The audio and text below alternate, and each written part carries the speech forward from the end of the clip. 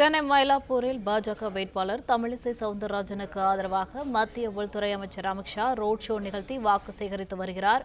இதுகுறித்த கூடுதல் விவரங்களை எமது செய்தியாளர் ராஜகுமரன் வழங்க கேட்கலாம். வணக்கம் ராஜகுமரன், விவரங்கள் என்ன? சென்னை மயிலாப்பூர் கபாலீஸ்வரர் கோவிலினுடைய மாட வீதிகளில் நடைபெறக்கூடிய ரோட் ஷோவில் பங்கேற்றிருக்கக்கூடிய உள்துறை அமைச்சர் அமித்ஷா, பாஜகவின் வேட்பாளராக இருக்கக்கூடிய தமிழிசை சவுந்தரராஜன் மற்றும் வேளச்சேரி, ஆயிரம் விளக்கு உள்ளிட்ட சட்டப்பேரவை தொகுதிகளில் போட்டியிடக்கூடிய அதிமுகவின் வேட்பாளர்களுக்கு ஆதரவாக தற்பொழுது வாக்கு சேகரித்து வருகின்றார். அங்கே இருக்கக்கூடிய தொண்டர்கள், பாஜகவினுடைய மற்றும் தேசிய ஜனநாயக கூட்டணி சார்ந்த கட்சிகளினுடைய தொண்டர்களுக்கு உள்துறை அமைச்சர் அமித்ஷா அவர்கள் மலர்களை தூவி தன்னுடைய நன்றியை தெரிவித்திருக்கின்றார். பாஜகவை பொறுத்தவரை இந்த சட்டப்பேரவை தேர்தலில் சென்னையிலே மயிலாப்பூர் சட்டப்பேரவை தொகுதியில் போட்டியிடுகின்றார்கள்.